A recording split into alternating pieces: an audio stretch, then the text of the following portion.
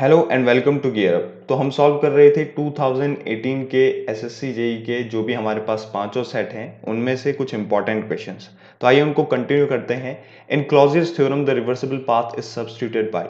अगर आप Clausius theorem की बात कर रहे हैं और आपके पास ये पीवी डायग्राम है, ठीक है ना। क्लॉजियस थ्योरम क्या बोल रहा है कि अगर आपके पास कोई रिवर्सिबल प्रोसेस है तो ये रिवर्सिबल प्रोसेस हमने मान लिया कोई आईएफ है, मतलब ये सिस्टम और सराउंडिंग को अफेक्ट नहीं करेगा। तो यहाँ से क्या है, ये जो आई एफ प्रोसेस है इसके अंदर कुछ ना कुछ एरिया होगा और ये एरिया क्या बताएगा, हमें वर्क ट्रांसफर बताएगा। हमने क्या किया क्लॉजियस थ्योरम के अकॉर्डिंग कि आई एफ प्रोसेस को हम तीन प्रोसेस में तोड़ सकते हैं। दो होंगी रिवर्सिबल एडियाबैटिक, एक होगी रिवर्सिबल आइसोथर्मल। तो कैसे हम इसको तोड़ते हैं, अगर आप देखें मैं दूसरे पेन से दिखाऊं तो इसको हम दो रिवर्सिबल एडियाबैटिक यानी कि आइसेंट्रोपिक में तोड़ते हैं। पहली प्रोसेस हमने ये ली, दूसरी प्रोसेस हमने कोई ये ले ली। ये दोनों ही क्या हैं, ये दोनों ही एडियाबैटिक प्रोसेस हैं, रिवर्सिबल एडियाबैटिक प्रोसेस हैं। और एक प्रोसेस होती है जो इन दोनों को जोड़ेगी, वो है हमारी रिवर्सिबल आइसोथर्मल, ठीक है। तो रिवर्सिबल आइसोथर्मल प्रोसेस। अब हम मान लेते हैं कि जो आई एफ जो प्रोसेस थी उसको हमने क्या करा, रिप्लेस करा किस प्रोसेस से, आई ए बी एफ से। अब हमने जो ये प्रोसेस ली, ये जो तीनों प्रोसेस ली, ये कुछ इस तरीके से ली कि जितना भी हमारा एरिया आईएफ प्रोसेस ले रही थी, ठीक है ना, आईएफ प्रोसेस के नीचे का जितना भी एरिया था उतना इस प्रोसेस के नीचे का भी एरिया आपका वॉल्यूम पे पड़ेगा, ठीक है। तो मतलब area of IF is equals to area of IABF. कुछ इस तरीके से हमने ये प्रोसेस ली, या फिर आप कह सकते हैं कि कुछ इस तरीके से हमने प्रोसेस ली कि जो ये एरिया है, कौन सा ये एरिया है, ये किसके इक्वल हो गया, वो इसके इक्वल हो गया। क्लियर।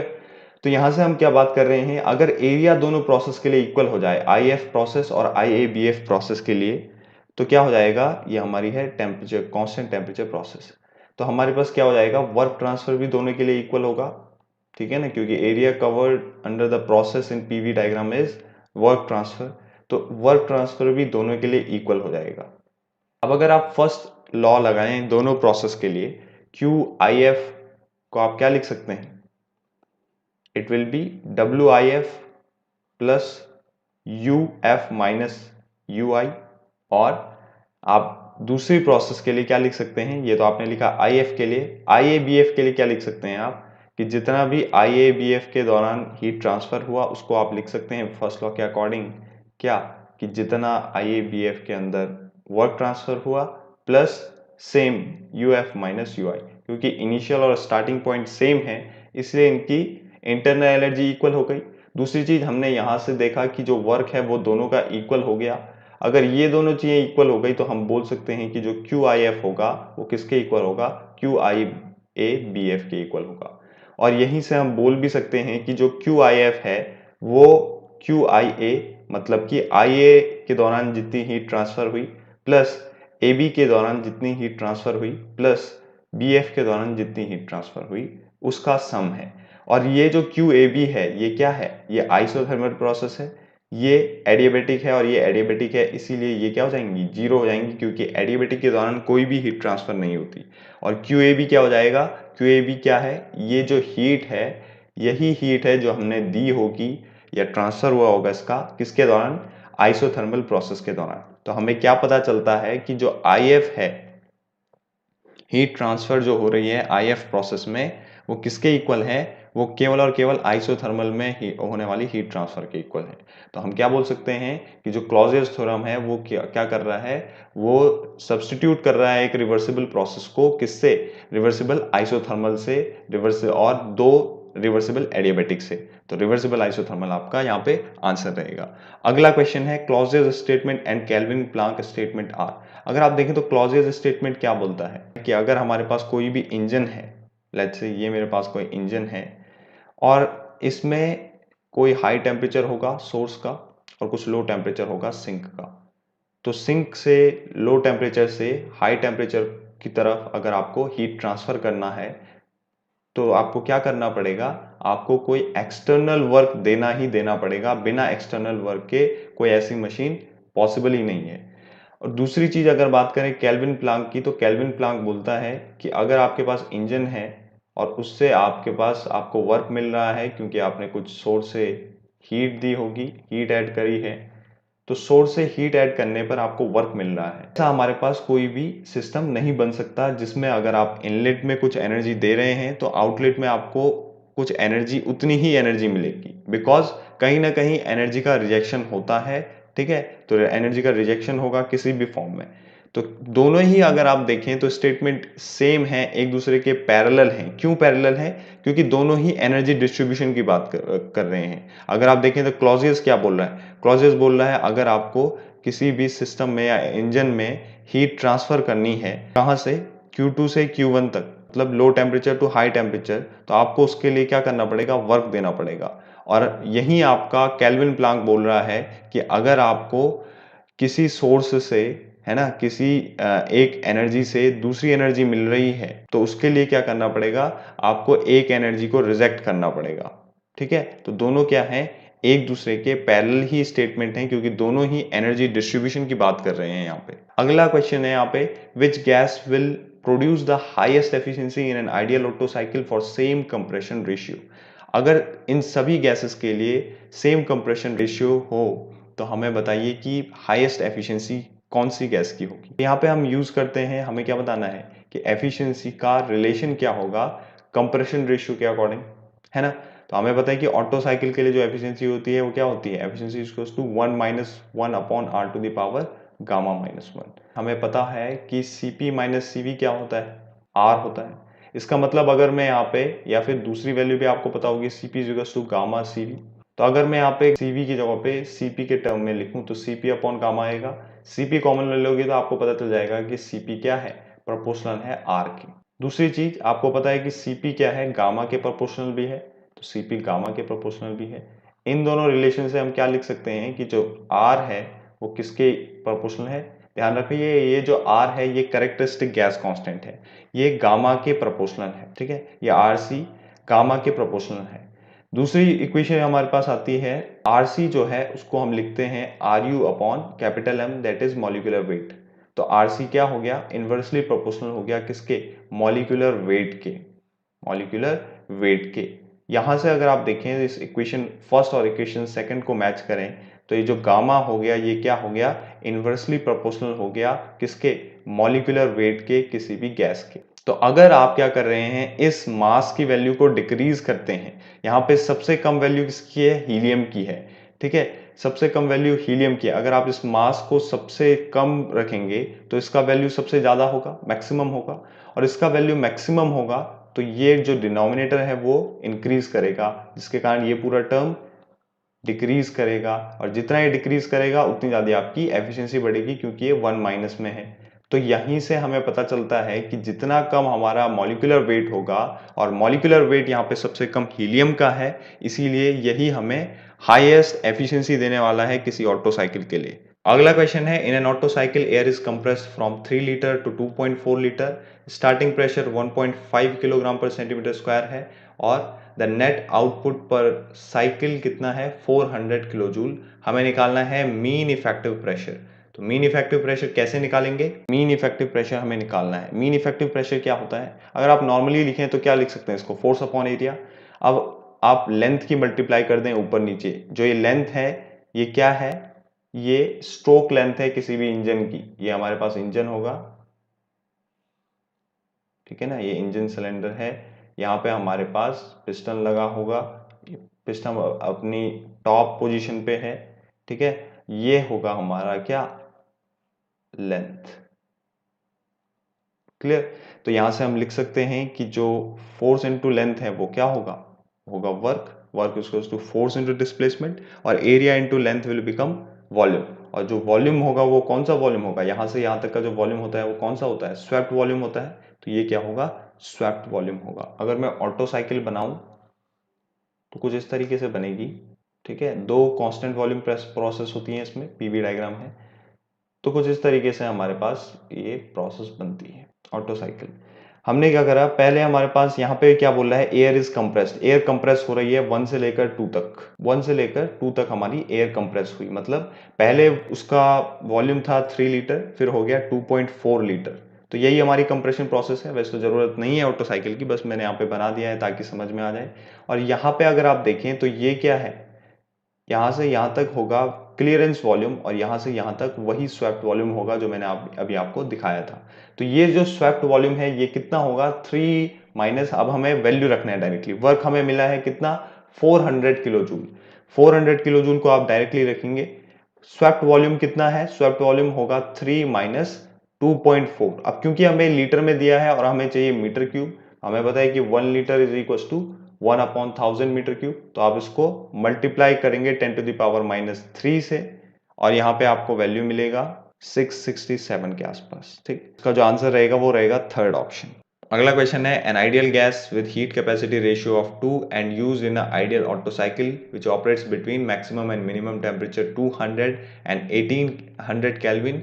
हमें निकालना है compression ratio of the cycle for maximum work output. Maximum work output के लिए हमें क्या निकालना है, कंप्रेशन रेशियो। तो हमें क्या दे रखा है, गामा दे रखा है कितना, 2, गामा 2 दे रखा है। मैक्सिमम और मिनिमम टेम्परेचर दे रखे हैं, टी मिनिमम जो है वो है कितना, 200 एंड टी मैक्सिमम इज 1800। तो यहाँ से आप वैल्यू निकाल सकते हैं इजीली। आपको एक रिलेशन यहाँ पे याद होना चाहिए जो इंपॉर्टेंट है। क्या है वो रिलेशन, वो रिलेशन आता है हमारे पास R इज इक्वल टू, अगर आपके पास मैक्सिमम वर्क आउटपुट निकालना है तो आप ऑटो साइकिल में लिख सकते हैं R is equal to T maximum upon T minimum into to the power 1/2 to the power gamma -1। तो यहाँ से अगर आप इसको सॉल्व करें, आ जाएगा 9। 9 कैसे आएगा, क्योंकि 1800 upon 200 will become 9 and 1/2 into 2 minus 1 will become 1/2, तो रूट ऑफ 9 इज 3। तो यहाँ पे इसका 3 आंसर रहेगा। अगला क्वेश्चन है हमारे पास, a heat engine working between the source at इतना degree centigrade and rejects heat at इतना। तो 5 किलो वॉट का वो हीट रिसीव कर रहा है और वर्क डन इतना है। तो क्या ये क्लॉजेज इनइक्वालिटी को सेटिस्फाई कर रहा है। तो हम बनाते हैं यहाँ पे इंजन। देखिए सोर्स टेम्परेचर है 200 प्लस 273 473। सिंक टेम्परेचर है 25 और 25 प्लस 273 298। 298 और 473 केल्विन, ये हमारा सिंक और सोर्स टेम्परेचर है। 0 किलोवाट का ये वर्क कर रहा है, रिसीव कर रहा है 5 किलोवाट हीट, मतलब कि रिजेक्ट कितना करेगा, 5 किलोवाट।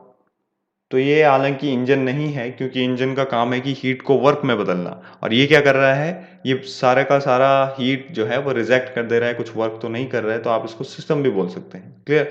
तो हमारे पास क्या हो गया, यहाँ पे 5 किलो वॉट का आपने हीट दिया और 5 किलो वॉट का आपने हीट रिजेक्ट किया। तो इससे हम क्या लिख सकते हैं, अगर हम क्लॉजेज इनइक्वालिटी लॉ लगाएं तो क्लॉजेज के अकॉर्डिंग dQ/T जो है वो क्या होना चाहिए, वो लेस देन 0 होना चाहिए किसी। तो अगर हमारे पास ये जो हीट इंजन है वो क्या होगा, एक रिवर्सिबल सिस्टम होगा, ठीक है ना, क्योंकि एक नेचुरल सिस्टम है तो ये ऑब्वियस बात है इरिवर्सिबल होगा। तो इस पे ये जो है ये एप्लीकेबल होना चाहिए। नहीं तो अगर रिवर्सिबल होगा तो हम इसको इक्वल टू 0 होना चाहिए, ठीक है ना। तो हम इसको चेक करेंगे। सबसे पहले हम क्या करेंगे, integration of dQ/T is less than 0 आ रहा है या नहीं आ रहा है। अगर आता है तो हमारा ऑप्शन यस रहेगा, ठीक है। तो हम यहाँ पे सॉल्व करते हैं इसको। dQ/T इज इक्वल्स टू क्या होगा, dQ1 हीट जिस टाइम ली उस दौरान क्या एंट्रोपी रही, माइनस क्यों लेंगे हम यहाँ पे, क्योंकि हीट रिजेक्ट हो रही है। तो Q2 क्या है, रिजेक्शन है हीट का, इसलिए हम इसको नेगेटिव लेंगे। यहाँ पे क्या हो गया, 5/T1 कितना है 473 माइनस 5/298। तो अगर आप एक चीज देखें तो ये वैल्यू ज्यादा है और पूरी वैल्यू क्या हो जाएगी, कम हो जाएगी। कम हो जाएगी तो मतलब आपको नेगेटिव वैल्यू मिलेगी, मतलब ये क्या है, लेस देन 0 है, इसलिए ये एप्लीकेबल है। तो पहला आंसर सही रहेगा, yes, it satisfies the Clausius inequality law. Water flows through a turbine in which due to friction there is a temperature rise from इतना to इतना. If there is no heat transfer taking place during the process, what is the change in entropy of water? हमें बताना है, हमें initial temperature दे रखा है 30 degree centigrade, जिसको अगर आप कन्वर्ट करें तो ये हो जाएगा हमारा 303 केल्विन। T2 अगर आप देखें तो ये हमें दे रखा है 35 डिग्री सेंटीग्रेड, जिसको आप कन्वर्ट करें ये हो जाएगा हमारा 308 केल्विन। ठीक है, तो हम एंट्रोपी चेंज लिखेंगे। एंट्रोपी चेंज हो जाएगा हमारे पास del S is equals to C, यहाँ पे हमारे पास कुछ भी हो सकता है, सी पी या सी वी। ठीक है, और L N T two by T one, final temperature upon initial temperature. तो अगर आप वैल्यू रखें यहाँ पे, तो सी का वैल्यू क्या होगा, स्पेसिफिक हीट ऑफ वाटर हमें यहाँ पे लेके चल रहे हैं, तो वो होता है 4.1 किलो जूल पर किलोग्राम कहें या जूल पर ग्राम कहें। ठीक है, यहाँ पे आप लिख सकते हैं ln ऑफ कितना, T2 बाई T1, मतलब 308 अपॉन 303। तो अगर आप इसको सॉल्व करें तो आपको ये मिलेगा वैल्यू 0.068413 के आसपास। तो ये जो वैल्यू है ये किसके क्लोज है, अगर आप देखें तो ये ए ऑप्शन के क्लोज है, इसलिए ए ऑप्शन यहाँ पे सही आंसर रहेगा। अगला क्वेश्चन है, Carnot engine operates between Tn and T2 if there is an increase in source temperature by Tn and a decrease in sink temperature by T, how is the efficiency in both the cases related. मतलब कि जो हमारे पास एक Carnot engine है उसके लिए अगर आप एफिशिएंसी लिखते हैं तो क्या लिखते हैं, 1 माइनस T2 अपॉन T1। इसी को आप क्या लिख सकते हैं, T1 minus T2 upon T1। या फिर अगर आप देखें तो एफिशिएंसी ये क्या बोल रहा है, अब पहले कंडीशन में तो ये बन गई तो इक्वेशन फर्स्ट इसको मान लिया, क्योंकि ये हम नॉर्मली लिखते हैं कार्नोट एफिशिएंसी। बट अगर ये बोल रहा है कि अगर इंक्रीज कर दिया जाए सोर्स टेम्परेचर T से, सोर्स टेम्परेचर मतलब T1 हम इंक्रीज कर रहे हैं T से, और सिंक टेम्परेचर डिक्रीज कर रहे हैं मतलब T2 को डिक्रीज किया जा रहा है कितने से, T से। तो ये बता रहा है कि हमें एफिशिएंसी बताइए कंपेयर करके, T1 को हमने इंक्रीज कर रखा है।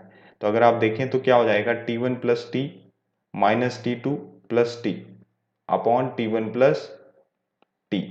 इसका मतलब अल्टीमेटली एफिशिएंसी क्या हो जाएगी, हो जाएगी T1 plus 2T minus T2 upon T1 plus T. तो अगर आप देखें तो पहले क्या था, पहले आपकी एफिशिएंसी ये थी, बाद में एफिशिएंसी ये हो गई।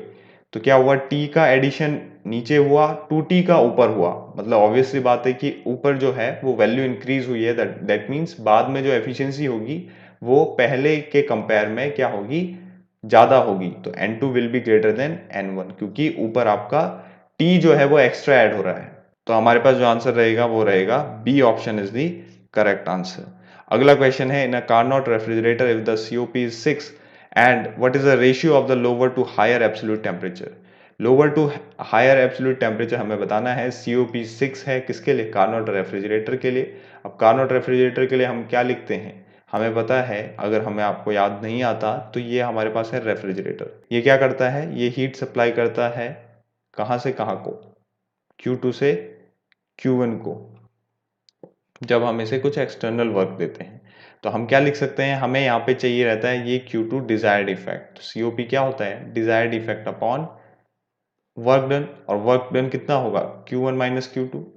तो आपको रिप्लेस करना है हीट को टेम्परेचर से कार्नोट के लिए, तो T2 upon T1 minus T2। तो आपको क्या मिला है, T2 upon T1 minus T2 is equals to 6। और अगर आप इसको सॉल्व करें तो ये क्या हो जाएगा, T2 is equals to 6T1 minus 6T2, और आपका ये इधर आएगा तो ये क्या कितना हो जाएगा, 7T2 is equals to 6T1। आपको क्या निकालना है, lower to higher absolute temperature. तो ये क्या है, लोअर है और ये हायर है, तो ये आ जाएगा T2 upon T1 is equals to 6 upon 7। ठीक है ना, तो यहाँ पे हमारा आंसर सी सही रहेगा। अगला क्वेश्चन है, the entropy always increases for an isolated system and when the equilibrium is reached it is maximum. जैसे कि मैंने पहले भी बताया था आपको कि एंट्रोपी जहां पे भी इक्विलिब्रियम हो रहा है, जैसे हमारा ट्रिपल पॉइंट है वहां पे भी हमारा इक्विलिब्रियम इस्टेब्लिश होता है ना। तो जब भी हमारा इक्विलिब्रियम इस्टेब्लिश होगा वहां पे क्या होगा, वहां पे हमारे पास हमेशा हमेशा एंट्रोपी जो है वो मैक्सिमम रहेगी, साथ ही साथ उसके क्या रहेगी, कांस्टेंट भी रहेगी। अगला क्वेश्चन है, for a pure substance in a gaseous phase to be liquefied the gas has to undergo initial cooling below the critical state. क्यों क्रिटिकल स्टेट, अगर आप डायग्राम देखें तो क्या होता है, तो ये है हमारा कहीं पे ट्रिपल पॉइंट, है ना, ये है हमारा कहीं पे ट्रिपल पॉइंट। यहाँ पे है सॉलिड, यहाँ पे है लिक्विड, यहाँ पे है वेपर। तो यहाँ पे अगर आप देखें इस पॉइंट पे क्या है, ये हमारा ट्रिपल पॉइंट, कुछ ना कुछ प्रेशर और टेम्परेचर होगा। और हमारे पास एक पॉइंट आता है ऊपर कॉर्नर पे राइट साइड, यहाँ कहीं इस कॉर्नर पे क्या होता है, ये जो पॉइंट है ये है हमारा क्रिटिकल स्टेट। ये वही क्रिटिकल स्टेट है जो आप प्योर सब्सटेंस में देखते हैं कि जहां से आपका लिक्विड जो है इमीडिएटली वेपर में कन्वर्ट हो जाता है ना। जब भी आप डायग्राम बनाते हैं तो वहां पे आप देखते हैं, तो ये हमारा हो गया पीटी के बीच में डायग्राम हम अभी बना रहे हैं। दोनों ही इंटेंसिव प्रॉपर्टी है, इसलिए हमने कहा था कि पॉइंट आपके पास जो ट्रिपल पॉइंट होगा वो क्या होगा, एक पॉइंट से शो होगा। अब यहाँ पे देखें तो ये हमारा क्या है, क्रिटिकल स्टेट है या क्रिटिकल पॉइंट है, क्रिटिकल स्टेट है। अब ये क्या बोल रहा है, अगर हमारा गैसियस फेज लिक्विड में कन्वर्ट होना चाहिए, मतलब अगर हमारा जो वेपर है वो लिक्विड में कन्वर्ट होना चाहता है तो हमें क्या करना पड़ेगा, वो हमारा कहाँ से होगा, क्रिटिकल स्टेट से नीचे होगा। ठीक है, वो हमारा क्रिटिकल स्टेट से नीचे होगा। अगर ये पूछ लेता कि हमें वेपर को सॉलिड में कन्वर्ट करना है तो हमारा जो कन्वर्जन है ये किस किस पॉइंट के नीचे आएगा, तो ये ट्रिपल पॉइंट के नीचे भी आता और क्रिटिकल स्टेट दोनों के नीचे आता। ठीक है, तो यहाँ पे दोनों आपके ऑप्शन हो सकते थे अगर वो ऐसा पूछता। अगला क्वेश्चन है, a Carnot heat pump works between the temperature limit इतना इतना सीओपी विल बी। सीओपी निकालनी है हीट पंप के लिए। देखिए हीट पंप के लिए क्या होता है, T1 upon T1 minus T2। तो आप जस्ट यहाँ पे इसको 277 प्लस 273 विल बिकम 550। तो ये हो गया 550, T1 हो गया 550 और ये हो गया आपका 300। तो आप इसको सॉल्व कर लेंगे, ये आ जाएगा 550 अपॉन 550 माइनस 300 विल बिकम 250 और आप इसको सॉल्व करें तो 11 अपॉन 5 आ जाएगा और इसको भी अगर आप सॉल्व करें तो ये आ जाएगा आपके पास 2.2। सी ऑप्शन सही रहेगा। अगला क्वेश्चन है, a Carnot engine 30% rejects 30% of absorbed heat, मतलब कि Q2 is equals to 0.3 of Q1 at sink temperature हमें दे रखा है। तो the temperature of the source हमें निकालना है, सोर्स का टेम्परेचर हमें निकालना है। तो देखिए हमें पता है एफिशिएंसी क्या होती है, हम एफिशिएंसी को जस्ट इक्वल रख देंगे। ठीक है ना, 1 माइनस Q2 अपॉन Q1। बिना कार्नोट वाली जो भी हमारे पास रियल इंजन है उनके लिए जो एफिशिएंसी होती है वो हम कार्नोट वाली एफिशिएंसी के इक्वल रख देंगे। तो यहाँ से 1 का 1 कैंसिल हो जाएगा। आपको निकालना क्या है, the temperature at heat source, मतलब T1 आपको निकालना है। तो आप लिख सकते हैं T1 is equal to Q1 into T2 upon Q2। ठीक है, अब आपको पता है कि Q1 अपॉन Q2 कितना हो जाएगा, 1 अपॉन 0.3, मतलब T2 आपको दे रखा है 30 डिग्री सेंटीग्रेड, मतलब कि 273 प्लस 30 विल बिकम 303 और आप इसको लिख सकते हैं 3030 upon 3 which will become 1010 kelvin में है, ध्यान रखिएगा। इसको आप डायरेक्टली टिक कर सकते हैं बट यहाँ पे आपको इसको अगेन माइनस 273 करना होगा, जो कि कितना आ जाएगा, ये आ जाएगा आपका 737। इसका सही आंसर रहेगा। अगला क्वेश्चन है, the efficiency of a diesel cycle increases with increase in cut off ratio, decrease in cut off ratio remains. तो आपको पता है कि डीजल इंजन की जो एफिशिएंसी होती है वो क्या होती है, 1 minus 1 upon R to the power gamma minus 1 into 1 upon gamma into rho to the power V, जो कि यहाँ पे है, यहाँ पे आपका कट ऑफ रेशियो है, ये हो जाएगा आपका एफिशिएंसी इसका। तो ये पूछ रहा है कि क्या होता है कट ऑफ रेशियो के इंक्रीज होने के साथ क्या एफिशिएंसी बढ़ती है। तो अगर आप देखें तो कट ऑफ रेशियो अगर आपका इंक्रीज करेगा, ठीक है ना, अगर आप देखें कट ऑफ रेशियो इंक्रीज करता है तो ऊपर नॉमिनेटर आपका बढ़ेगा, ये बढ़ेगा तो पूरी वैल्यू बढ़ेगी, ऑब्वियस सी बात है। और जब आपकी 1 में से जितनी ज़्यादा बड़ी वैल्यू बढ़ेगी घटेगी उतना कम आपकी एफिशिएंसी होगी। तो इसीलिए क्या होता है, जो एफिशिएंसी है वो क्या हो रही है, डिक्रीज कर रही है अगर आपका कट ऑफ रेशियो का वैल्यू इंक्रीज होता है। तो एफिशिएंसी इंक्रीज कब करेगी, जब वो डिक्रीज करेगा। तो efficiency increases with decrease in cut off ratio. अगला क्वेश्चन है, which relation is the basis of Mollier diagram. देखिए मोलियर डायग्राम के लिए आपको हमेशा याद रखना है कि एचएस डायग्राम को ही हम मोलियर डायग्राम बोलते हैं और प्योर सब्सटेंस के लिए बनाया जाने वाला कर्व इस पे हम ड्रॉ करते हैं। तो अगर आप देखें तो एच इसका अगर आप स्लोप निकालें तो क्या आएगा, D H upon D S, और प्रेशर क्या होता है, कांस्टेंट होता है। तो यहाँ पे आपको कौन सा आंसर इसमें दिख रहा है, डी आंसर। तो डी आंसर ही आपका सही रहेगा। ठीक है, या फिर अगर आप देखें तो आपको एक रिलेशन याद होगा, टीडीएस रिलेशन अगर आपको याद है, TDS is equal to D H minus VDP. अगर आप इसमें डीएस से डिवाइड कर दें सबको तो क्या होगा, ये तो आपका डीएस कैंसिल हो जाएगा, यहाँ पे आप लिख लेंगे डीएस अपॉन ये। तो ये आपको यहाँ से भी रिलेशन मिल रहा है। ठीक है ना, तो आप इसका डी आंसर सही रहेगा। अगला क्वेश्चन है हमारे पास, heat engine performs a work of 100 kilo joule per cycle, the efficiency of the engine is इतना, और हमें निकालना है अमाउंट ऑफ हीट रिजेक्टेड। तो देखिए हमें क्या पता है, वर्क आउटपुट पता है हमें कितना, 100 किलो जूल, ठीक है ना। तो हम डायरेक्टली यहाँ से निकालते हैं किसका वैल्यू, हमें पता है efficiency is equal to work upon Q input. तो क्यू इनपुट की हम वैल्यू निकाल सकते हैं, मतलब Q1। तो ये कितना हो जाएगा, work upon efficiency, and efficiency is कितना 0.5 and work is 200 kilo joule. तो यहाँ से आप निकालेंगे तो ये कितना आ जाएगा हमारा, सॉरी 100 है, तो ये आंसर आ जाएगा आपका 200 किलो जूल। दूसरी चीज आपको निकालना क्या है, यहाँ पे आपको निकालना है हीट रिजेक्टेड, मतलब Q2 निकालना है। तो आपको पता होगा कि एफिशिएंसी, आपको डायरेक्टली लिखना है यहाँ पे efficiency is equal to 1 minus Q2 upon Q1। तो यहाँ से भी आप Q2 और Q1 का वैल्यू निकाल सकते हैं, या फिर आपको डायरेक्टली पता है कि जब वर्क आपका 100 है और हीट जो है वो Q1 200 है, तो Q2 क्या होगा, ऑब्वियसली बात है 100 होगा, है ना। तो यहाँ पे आपका आंसर सी रहेगा, क्यों 100 होगा। अगर आपको नहीं पता तो आप यहाँ पे देख सकते हैं, इंजन को हम कुछ हीट दे रहे हैं Q1 और कुछ हमें वर्क मिलता है, Q2 रिजेक्ट होती है। तो हम यहाँ से क्या लिख सकते हैं कि Q1 is equal to W plus Q2 में डिवाइड हो रहा है Q1, और यहीं से आप लिख सकते हैं कि जो Q2 होगा वो क्या होगा, Q1 माइनस W होगा, इसीलिए हमने 200 माइनस 100 लिया। What is the velocity of steam at exit across the steam vessel which is perfectly insulated and does not perform any work, undergoes a drop of enthalpy? Enthalpy drop हमें दे रखा है, मतलब ये क्या है, H1 minus H2 is equal to 0.2।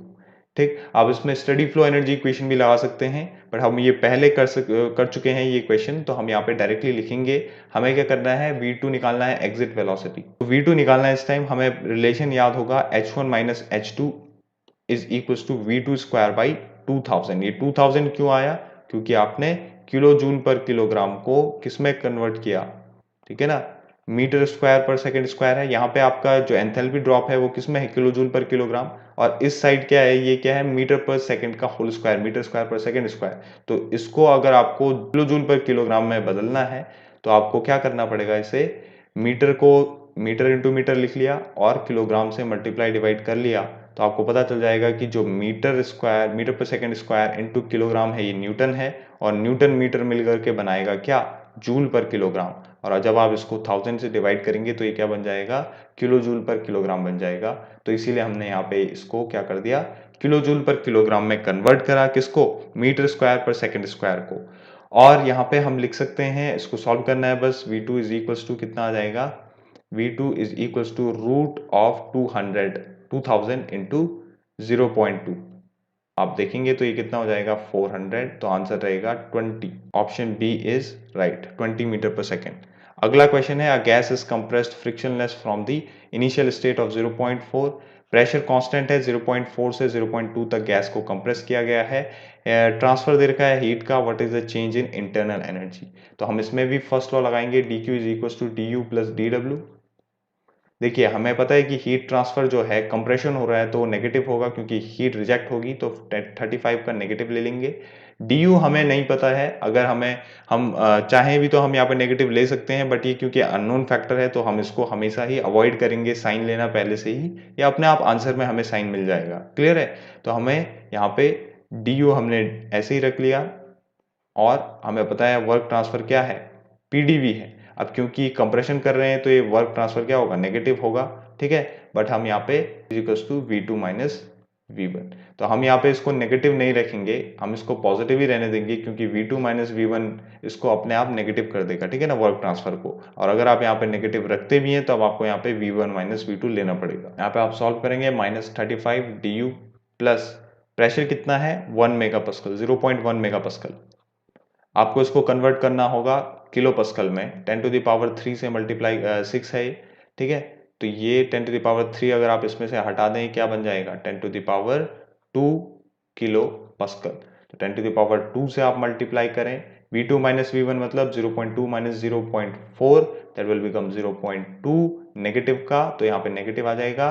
D निकालना है, कितना आ जाएगा, -35 प्लस 20, तो ये आ जाएगा आपका माइनस का 15।